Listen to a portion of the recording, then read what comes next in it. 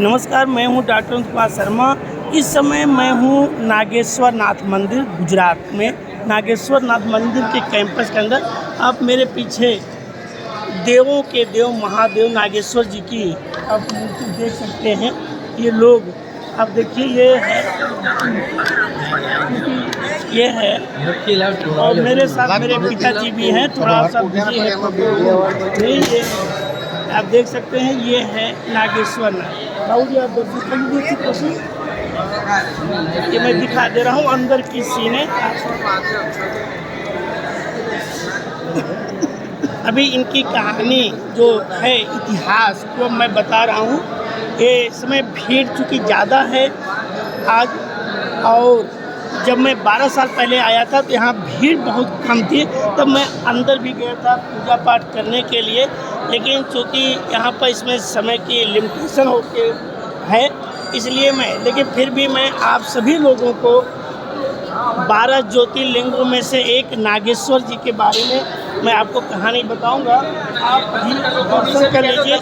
यहाँ पर भगवान शिव का दर्शन करो, मम्मी कर लो, आप दोनों कर लो।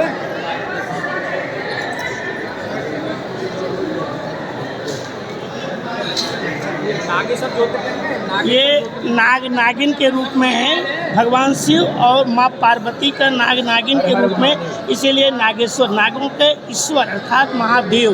ये 12 ज्योतिर्लिंगों में से 10वें नंबर का ज्योतिर्लिंग है। क्योंकि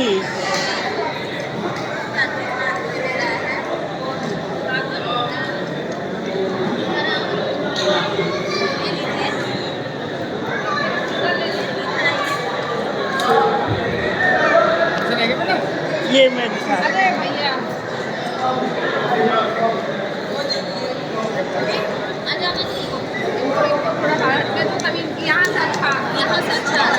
ये नागेश्वर नाथ 12 ज्योतिर्लिंगों में शिव पुराण और स्कंद पुराण में इसके बारे में बहुत डिटेल वर्णन किया गया है।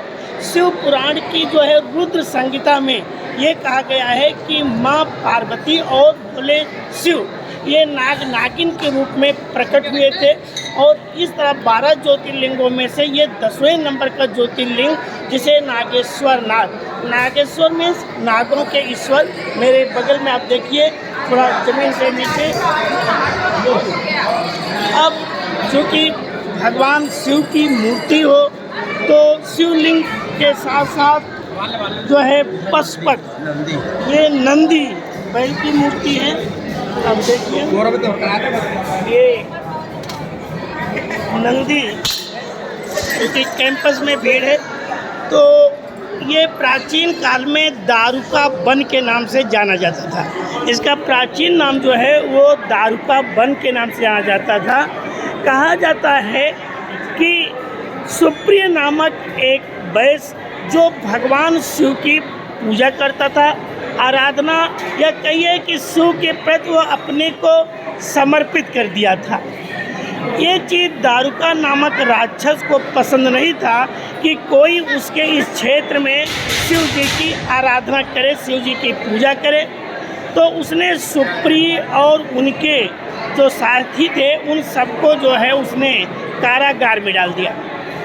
इसके बाद भी सुप्रिय जो है भगवान शिव की आराधना बिल्कुल बंद नहीं किया, ये सोच करके कि यदि भगवान शिव चाहेंगे तो वो अपने भक्तों का दुख दूर करने के लिए जरूर आएंगे।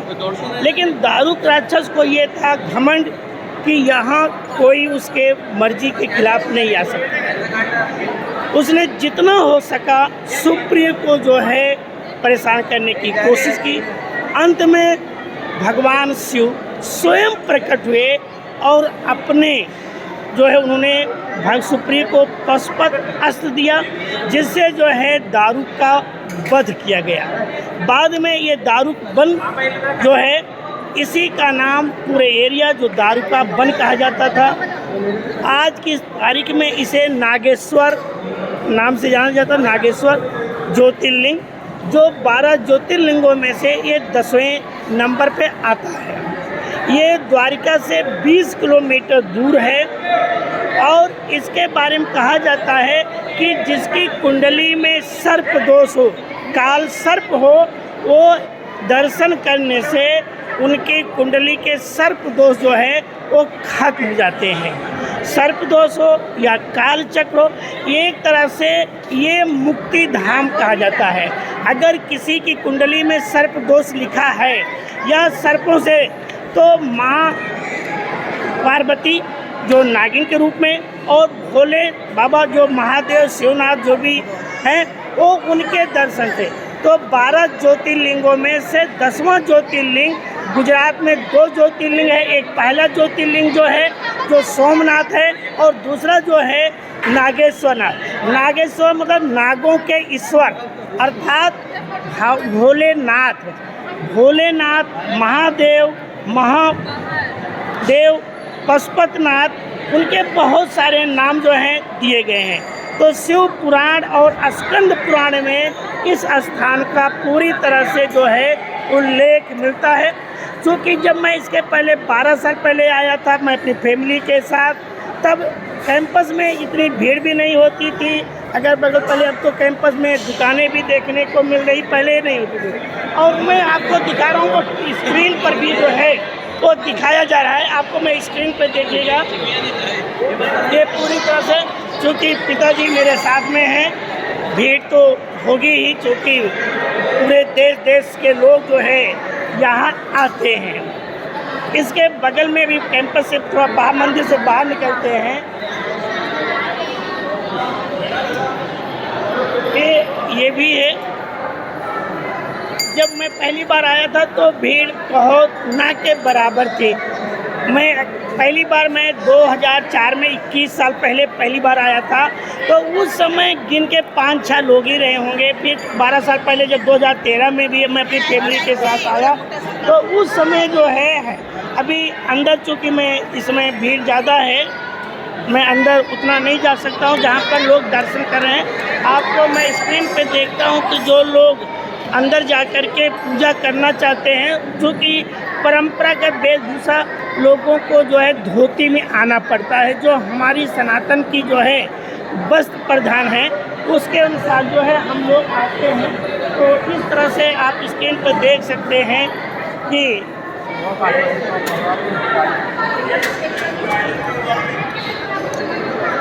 मैं अब आगे आ रहा हूँ। बाद में टी कैसेट के मालिक या कहिए कैसेट किंग गुलशन ग्रोवर ने, चूँकि उस समय इतना ज़्यादा यहाँ भीड़ नहीं होती थी, गुलशन ग्रोवर ने एक 80 फीट ऊंची जो है यहाँ पर शिव की बहुत विशाल मूर्ति की स्थापना करवाई है।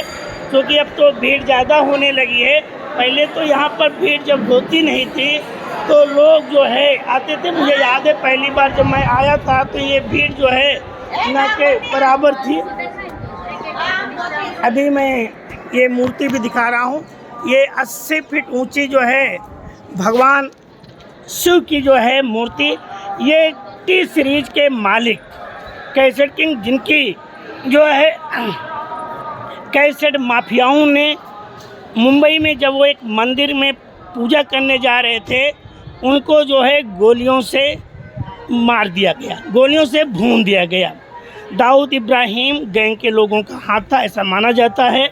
लेकिन कैसेट किंग गुलशन कुमार ने कई जगहों पे चूँकि बहुत अध्यात्म में लीन होते रहते थे, बहुत पूजा करते थे, और एक तरह से कहिए हिंदू मंदिरों का बहुत जो है उन्होंने जीर्णोद्धार कराया। कई जगहों पे उन्होंने भंडारे भी करवाए, जैसे आप कश्मीर में जाते हैं, जम्मू कश्मीर माँ वैष्णो देवी, तो वहाँ पर। अब ये है कि ये पूरा मंदिर का जो है कैंपस है। अब मुझे पुराना वो याद है जो मैं 20 साल पहले भी आया था, 12 साल पहले भी आया था अपनी फैमिली के साथ। तो ये पूरे एरिया में जो है शिव जी का मैं भी आपको सामने से दिखा रहा हूँ। ये पूरा ये पीछे हमारे शिव जी का मंदिर आप देख सकते हैं, यही है नागेश्वर नाथ, जो नागर शैली में बना हुआ है।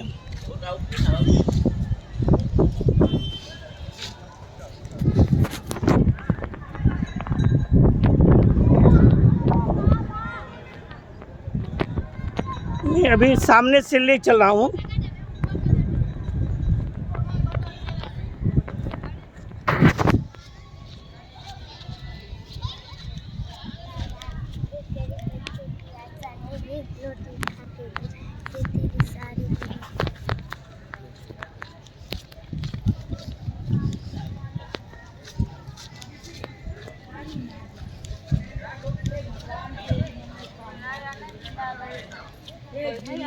दे बाबूजी, भैया भैया दिला दो बाबू, भगवान का काम किया बाबू। अब मैं सामने से आपको दिखा रहा हूँ, ये 80 फीट ऊंची भगवान शिव की मूर्ति जो कैसेट किंग गुलशन ग्रोवर के सहयोग से जो है ये इसका निर्माण हुआ था। 2 मिनट में मिलेगा।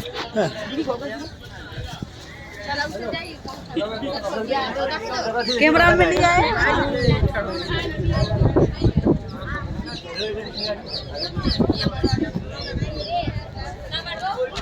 ये है 80 फीट ऊंची।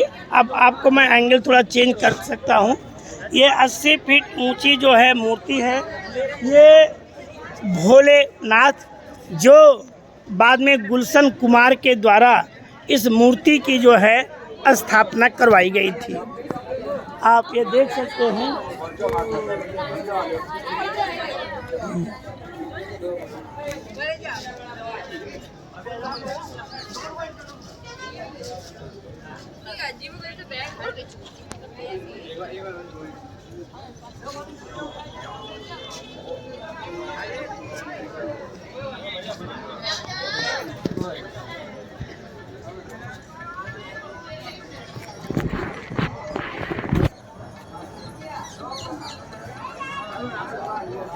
और इस तरह से नागेश्वर नाथ 12 ज्योतिर्लिंगों में से एक ज्योतिर्लिंग का दर्शन करने के बाद फिर चलते हैं। मैं किसी और वीडियो में आपको मिलता हूँ।